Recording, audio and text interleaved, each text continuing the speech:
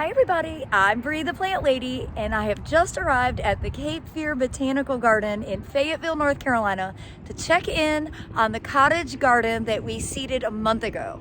So let's go inside and see how the seedlings are germinating. Well everybody, I'm here with Amy and everything's germinating. Everything's germinating, all the sprouts are coming up. I was really excited. I didn't expect it because of that huge rainstorm that we had the day after we planted. I have a knack for coming right before incredible weather systems, which tomorrow is going to be another one of those. But we want to show you up close and personal what is growing, and then we have some additional seeds that we're going to add, some today, some after tomorrow's system. Yeah. So let's turn the camera around. That's right. Let's check out the resilience of these seeds. Well, when I walked in, I squealed with joy.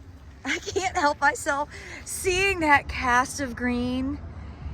There's nothing better. It's the power of seeds. So let's show you up close. You can really see the mixed spicy greens that we planted all along the edges. And they're still in their cotyledon leaf stage right now. This is going to be spectacular with green and purple foliage. We've got I think some California poppies mixed in here as well, which I'm seeing right here. Tiny little forked foliage. I think these are all different mustards. I think we did kale in here as well. I'll have to check back with the video. Then of course we have the mid section of this bed where it was barley and wheat, right? So that'll be a fun distinction between the two. And then on the inside, we have the giant poppy, the breadseed poppy. So let's walk over there and give everybody a close-up look, because from this view, you can barely see it. But as I zoom in, you can see that almost looks like moss. It does look like That's all poppies. Before we get to the big poppies, I wanted to show you again this mix of the spicy greens with the California poppy, Schultzia californica.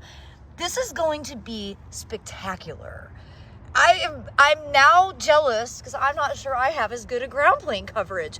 I think we did a better job here. Oh my gosh, everybody needs to come out to the garden and see this when it's in full bloom this spring. So we were just having a discussion about the cycle, the life cycle, and like when things should be blooming. And I think this is gonna probably start mid-April. The peak is always mid-May. And then to collect the seed, it's usually the middle of June. So it's a very different cycle where you're really embracing the actual season. So my goal is always to try and get summer stuff planted between summer solstice and 4th of July, which is contrary to what a lot of people do. They put their summer stuff in like late April, May, but it's not realistic to think that those plants are going to make it all the way through the season to when we have frost.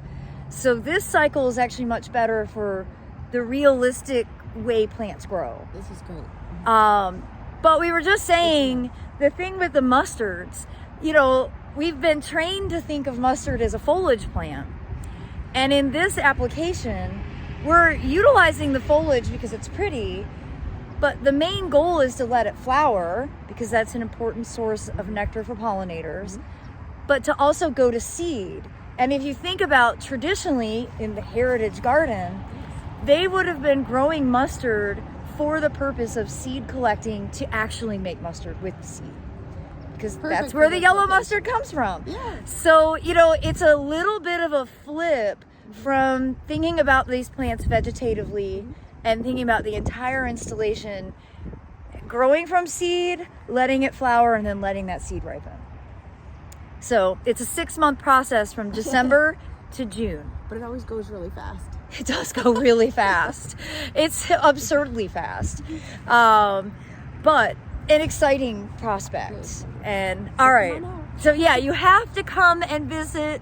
I mean, even at this stage, I know for like a normal person it doesn't look like anything, but if you're following these videos, I think you'll be really inspired to see how everything looks and how engaged the ground plane is, you know. I cannot get over the poppy germination. I mean, I'm gonna just gently step in here. Everything is super saturated because we've been getting a lot of rain, but that is all Papaver somniferum, the breadseed poppy. And these are my ones that I've been growing for more than 20 years. I knew they would germinate well because they always do. Today we're gonna add in some of the open spaces the giant Papaver somniferum that were sent to me from England. Oh my gosh. So, How exciting. how exciting. Then we'll be able to really tell the difference between Absolutely. the two. And just to show you other sections, this is the border where we did the grains as clumps. We alternated rye and oats, I believe, because we had all 4 grains represented. So you can really see these clumps growing. And again, the spicy mixed greens. And then on the interior side, these are all poppies. Really great germination. I mean, it's a little bit dense, but I never thin. It's a survival of the fittest, and they will figure it out. You don't need to go through the process of trying to micromanage any of these plants. That defeats the purpose of a cottage garden. We really do need to look at the video, but we were just talking, and I think that we actually did oats and wheat in the main big section, and then barley and rye in clumps. Okay, that's maybe what we did. We used the smaller packets. And But we have to check. were laughing because Tara was sowing her wild oats, you know, and I think she did that in mass. Okay, that's why we have these videos That's as a why we have a reference. video. Yeah. Here in this section, more clumps, more spicy greens along the edge, and it's definitely really wet. So this is a section that I actually think we could do this today. I think this is where we should add the bachelor buttons. Okay, that would be beautiful. I think that'll be a really nice addition into this center part, and this gets enough sun to really support the bachelor buttons. Now this bed is the wettest, and it's also more shady. It's definitely the wettest. You can see how saturated the ground is. And we do have good germination through the middle. We primarily did greens in here, and I think we'll go ahead and add some other things like daikon radish and turnips and more mustard. Yes, so we'll go ahead and get this filled out, or actually we might have you do this after tomorrow's storm. Just because I don't... Another gully bar. Yeah, I know. I don't want all the seed to wash away, and we have clearer weather coming, so to be strategic. Okay. Now this bed, we did an extension of the grains, the big rows of grains, and then more spicy greens along the edges. And I see spicy greens germinating here, and a lot of spicy greens in here. I don't think we did any poppies in this bed because we thought it might be too shady. But since we have the giant poppies, maybe we'll toss some in here just to see, because there definitely is some open space where poppies could naturalize and fill in gaps. Best beds for poppies are definitely out here in the full sun, but it can't hurt. We've got the seed. We were just saying, we estimate we've sown like 1 trillion seeds. Or more. We were saying we should have waited. That might have been a lot to keep track of. We can't remember what we sowed where. So. And then we did do garlic along this edge, and Amy has more garlic. And tell everybody how you have some new helpers. Oh, we have a couple of students from FTCC, and they come over after their classes, and they help us out in the greenhouse, and have been working out here in the garden. So we're very excited to have them as part of our group, and we can't wait to see what all the things that they've been doing come to fruition in the spring. It's a perfect learning experience for them to have, to do it and then see it come to actualization. All right, here is our bench of overcompensation. Because we're seed addicts, we can't help it.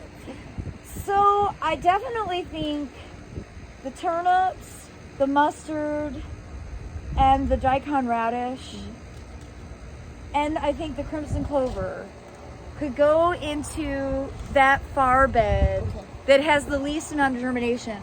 But I don't think we should do any of that today because I think we need to let the ground dry a little bit before you add more seed. We don't want it to all wash off. Now, we also have more lettuce, oak leaf green. So this would be good. Maybe just again along some of the shadier edges. Okay. So that also probably should wait because that is such a small seed that will wash right away. And then I brought you some lupins, which have been the source of discussion. And the key to these is they have to soak in hot tap water. And ideally you'll soak them for a few hours. To break that hard shell. Exactly. And what happened to me the first time I sowed these, after I soaked them, I didn't need all that I soaked. They germinated in the Tagliente jar within 48 hours. You didn't eat them, did you? I went ahead and planted them because I didn't know what else to do. Okay, we've been having a discussion. I had a freak out moment a few days ago where I thought, oh my God, they're biennial. What am I gonna do? I don't want biennials. I like that all these plants are annual because they change twice a year. I think I'm in the clear. I think this is an annual species of lupin that will flower this spring, set seed and die, which is precisely the cycle that we want. Perfect. So I'm feeling confident again. I had a moment this weekend where I was like, oh no. But my friend Tim from the Arboretum is always full of resources. Thanks, Tim. And okay, so that you'll soak, and I'm not exactly sure where you should put them.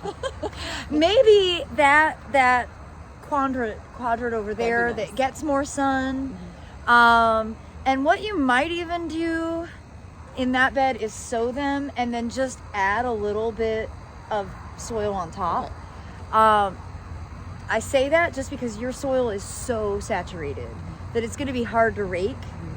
So maybe the addition of just a little bit of fresh soil on top would be enough to cover them. Okay. They'll germinate and it'll be fine. Perfect. That's easy to do. Then I have some more California poppies that are collected from my garden that I figure we might as well go ahead and scatter. I found one last package of bachelor buttons. There's always one more. There's always one more, especially in my refrigerators. So I think we'll go ahead and sow that over there in that sunny quadrant. That'd be great. And then, of course, the spectacular. the giant poppies, which came from England, that I'm making sure I share with everyone who's willing to take some. This is going to be exciting. So I think we'll just go ahead and toss handfuls in all the beds just so we can see how they do and what they look like, if they're actually different from the ones I grow. So yeah. I love it. So I think for the sake of my being here today, we're gonna do these couple, the two poppies and the bachelor buttons, and then everything else you're gonna have to do and send me updates. Exactly. Yes, we can do that. All right, so we're gonna go toss out some more seeds. The bowling method? The bowling method. All right, so we're over here again in this quadrant with the grain clumps, and we have great germination on the other side, but the interior, this section, doesn't have a lot. What it does have are giant deer hooves. We got Bambi in the garden. We have got some Bambis. And, you know, again, the ground is so wet, there wouldn't be any point, it wouldn't be any benefit to raking. So we're just gonna go ahead and sow the bachelor buttons and these California poppies right here on the inside edge. And then I think where you should concentrate the lupins is gonna be like in the interior, in and amongst and around the clumps. Oh, that would be so pretty. I do see a bunch of poppies germinating here. So you won't want to disturb those. But I think you'll be able to do some lupins in the areas where you don't see the poppies. So now we're basically just gonna scatter. And the nice thing with the bachelor buttons is they kind of float in the air. That's their main way of being dispersed. So they're pretty easy to just put out, and well, they're a very, very reliable addition to the cottage garden. We did it! We got all the seeds sown. Well, not all the seeds. Yeah, we still have a little bit more. You have a whole bunch. We'll take care of that. Again, that's like really overcompensating, but you have nothing to lose by sowing more. That's true. And only making the garden that much more impressive. So everybody, be sure to stay tuned. I'm gonna come back. I think I'll make sure I come back every month and get an update video, and then we'll get our act together to get some good signage that explains what everything is, and then we need to try and carve out some dates that might not be weekends because spring has gotten really hectic. Yes. To try and maybe do some sort of workshop, or that would be awesome. or maybe even just a tour with the two of us explaining to people what it is. But we'll try and get something organized. And actually, I think we should in June plan to do a harvest day. Okay. Because that would be a really great experience for everybody to see the process of harvesting the seed. So, everybody, you're all a part of this project. So, if you live in the area, be sure to come out to the Cape Fear Botanical Garden. If you're not a member, go ahead and get your membership. Absolutely. It only benefits yourself and the entire community. I was just saying to Amy, this is my favorite public garden in North Carolina. Oh, that makes me feel so good. And I'm so happy I get to come and do a pet project with you guys. So thank you, Bree. Really appreciate it. Yeah, you're so welcome. Amazing educator and a communicator about all the interesting things that we can do with just seeds. With just seeds. And I do think that this cottage garden is so appropriate for the heritage garden. Absolutely. So I look forward to coming back and sharing more updates, everybody. Thanks for watching.